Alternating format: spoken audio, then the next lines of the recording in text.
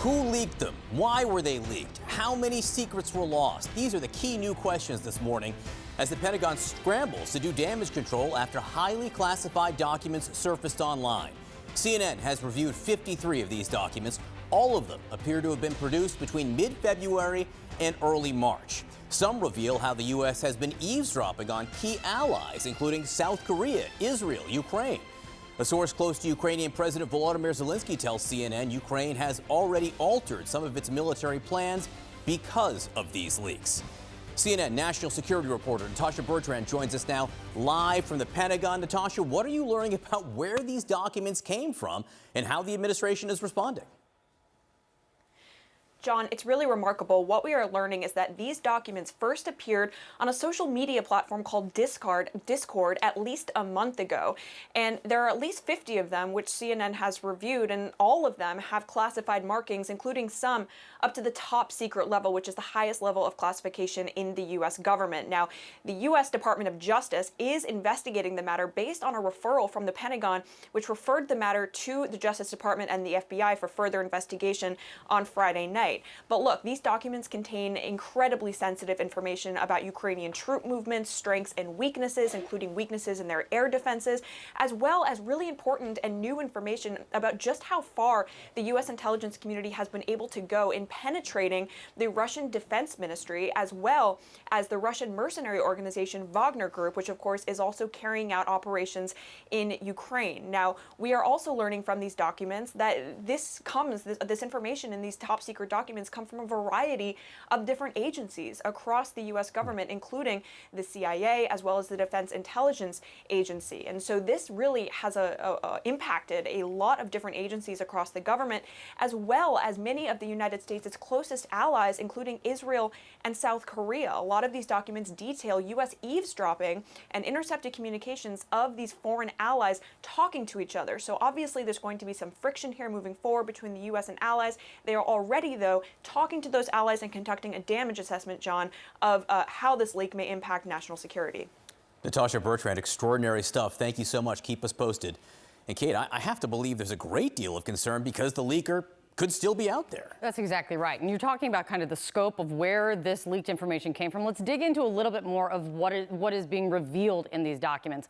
Many of the leaked documents, as Natasha was talking about, deal with Russia's war on Ukraine, including intelligence on both countries. One secret document from February details the diminishing missile stocks that Ukraine has on hand. It also includes estimated delivery of additional weapon systems and the training plans for Ukrainian soldiers on those systems. Now, another document shows proposed military strategies for Ukraine, logistics, and policy recommendations for the country, for Ukraine. Yet another document, and it's marked top secret, it contains information on Russia and Ukrainian battalion sizes and their locations, as well as the level of battlefield casualties being suffered on both sides. U.S. officials believe that the losses spelled out in this document in particular may have been altered to show fewer Russian casualties than estimated. Other documents show the extent of U.S. spying operations on South Korea and Israel, including, with relation to South Korea, a conversation between two senior South Korean national security officials about their concerns over a U.S. request for ammunition that would be sent to Ukraine. Those officials discuss a way to get around the country's policy of not supplying lethal aid to countries at war. And when it comes to Israel, some of those leaked documents have sparked outrage in the country. Intelligence gathered allegedly revealing that Israel's own intelligence service, the Mossad, has been encouraging protests against the country's new government. The Prime Minister's office has already come out and flatly denied that assessment. Now, joining me, there's a lot in here, but joining me for much more on this is Lieutenant General Mark Hertling, CNN military analyst. General, we lay out just some of what is being revealed in these documents. What's most problematic about these leaks from your view?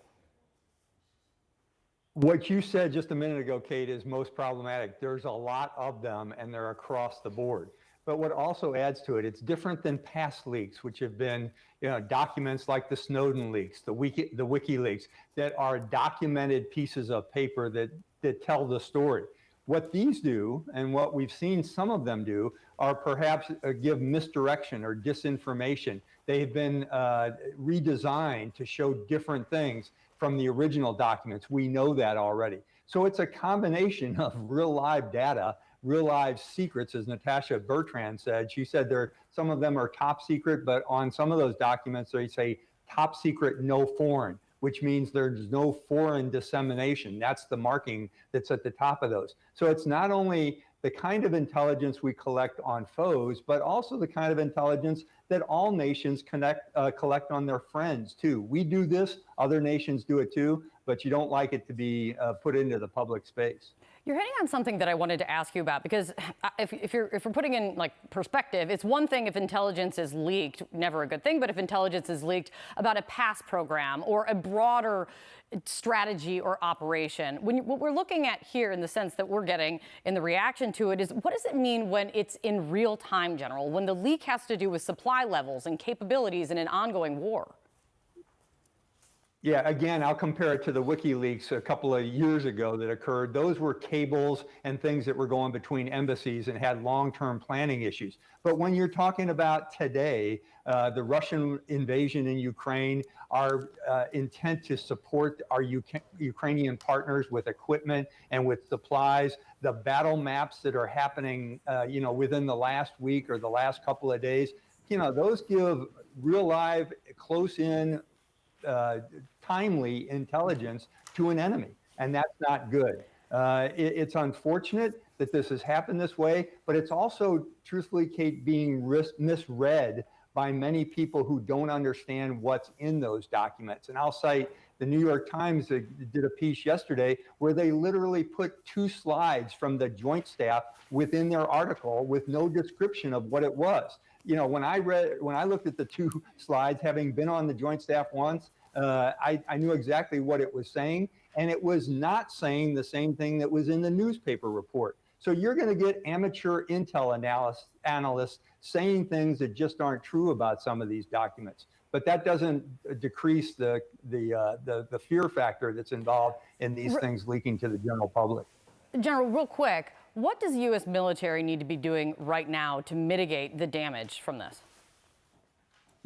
Yeah, find who leaked it, first of all, and they've done that by addressing it with the Department of Justice. But there's also some internal looks on how these things could have gotten out. I have some ideas, having worked in the Pentagon, what might have happened, but they also have to do really rapid assessments. Not only the U.S. military, but also militaries around the world and governments around the world. They have to pull intel analysts off their normal job, which takes them away from what they would normally be doing, and say, hey, what's the damage assessment of these things linking? What could happen because people see what's on these documents or know about the sources and methods? All of those things are important.